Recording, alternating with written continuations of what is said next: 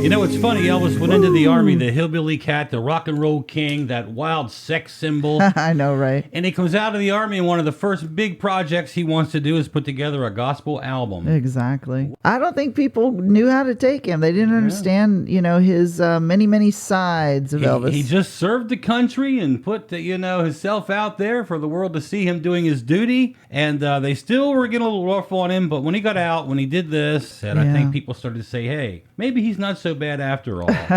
All right, for his hand to mine, here's a little scoop on this album. It was released on November 23rd, 1960. Sessions took place on October 30th and 31st. You got all these gospel songs out in just a short period of time. And they were all done in RCA Studio B there in Nashville.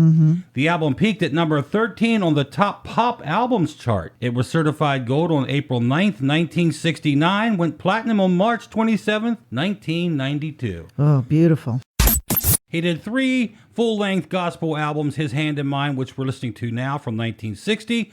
And coming up in just a bit, we're going to 1967 with How Great Thou Art. Right. And the last part of the show today, we're going to go to 1972 with He Touched Me. Yeah, that's my favorite one. There you go. Yeah, well, actually, I don't know. It's so hard to rate it. That was going to be a question I was going to ask you today. Of the 3 gospel albums, which was your favorite?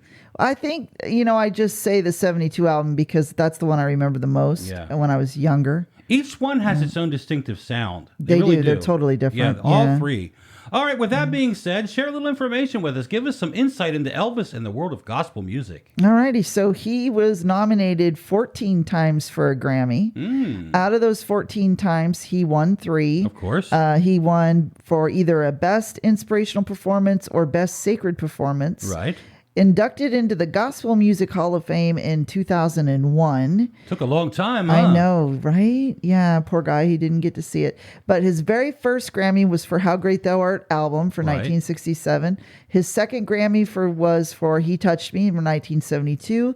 And the third Grammy was for a live performance of How Great Thou Art. He won in 75. The live performance, however, came from recorded live in Memphis from the 1974 tour. So... yeah, so, nowadays it just seems like he should have had way more than 3 because some artists have so many now. He should have. So was it harder to get them back then, do you think? Very much. You had to work for it back then. Did you? Absolutely. And Elvis had been hearing us sing on the Grand Ole Opry. And occasionally on the Grand Ole Opry, we'd sing a spiritual. Now, we didn't sing spirituals all the time, but occasionally we'd sing a Dig a Little Deeper or something like that, something spiritual. And that is what he absolutely loved. And so when we played the Ellis Auditorium in Memphis with Eddie, and this was in 1955, he came back behind stage to meet us, not to meet Eddie Arnold. He wanted to sing with us. And he told me, he told the group, he said, if I ever got a major recording contract, I want you guys to work with me. But we didn't think a thing about it. We were told that quite often, and we didn't think a thing about it at all. But when RCA signed him in January of 1956, he asked for us, and that was a relationship we had for almost 15 years. Millions believe in the power of prayer. What if God finally answered? What if he sent you your own personal angel? And what if that angel was Elvis Presley? Honey, if you're going to sit there and stare at me, I might as well go to bed. Eternal Flame, a novel by Patricia Garber, available on Amazon.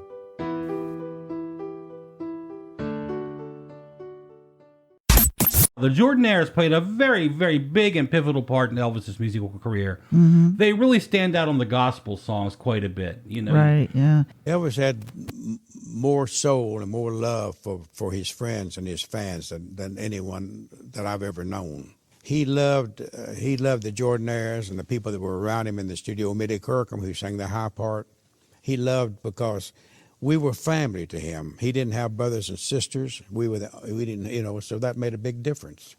We were the closest thing to a family to him, and that's the reason he loved all of us. It's just something that'll be always very special to me. The funny thing is, RCA did not want Elvis to record this gospel album. Oh, no. But after it went to number 13, it was a top 20 album on the albums chart for the year. I guess they thought, well, maybe we were wrong on this one. Maybe we're going to change our mind. Yeah. So, down the road, maybe we'll just let him do another one of these gospel albums. We're going to hear from Brock Spears. Now, the Spear family is royalty in the world of gospel music. And Brock is the lead man, so let's hear what he has to say and get into How Great Thou Art. Ooh, nice. Elvis was a gospel music lover. He loved the gospel music, and he liked to sing. He was just a kind of a pretty good old boy, was a friend of ours, and between takes, he'd say, let's get over to piano and do I'm Bound for the Kingdom, or Heaven Will Surely Be Worth It All, or some gospel song.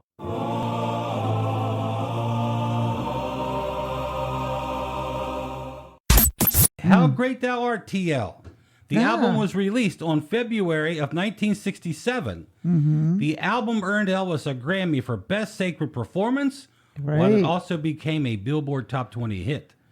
The album was certified gold in 1967. In 2010, the album was certified multi-platinum. Now, back when this album came out, the critics were still pretty hard on Elvis in the movie soundtracks and all. He was getting a lot of grief. But on this one, the News Journal said Presley at his versatile best. Oh, nice. Cashbox Magazine said he sang the tunes in a meaningful, sincere manner. Yeah, of course. The Journal and Carrier said the album was well sung. Good job, Mr. Presley. Oh, nice. So now the media and the press likes him again because he's singing gospel It's songs. a love-hate relationship.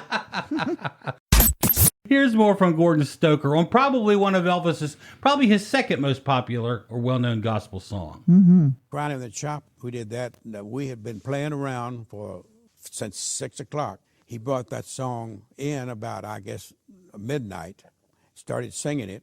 Then we stopped and ate a bunch of hamburgers and drank Cokes and what have you. That's what he'd do. And about 3 o'clock, he said, let's record Crying in the Chapel. We had not done one song, and here we were worn out.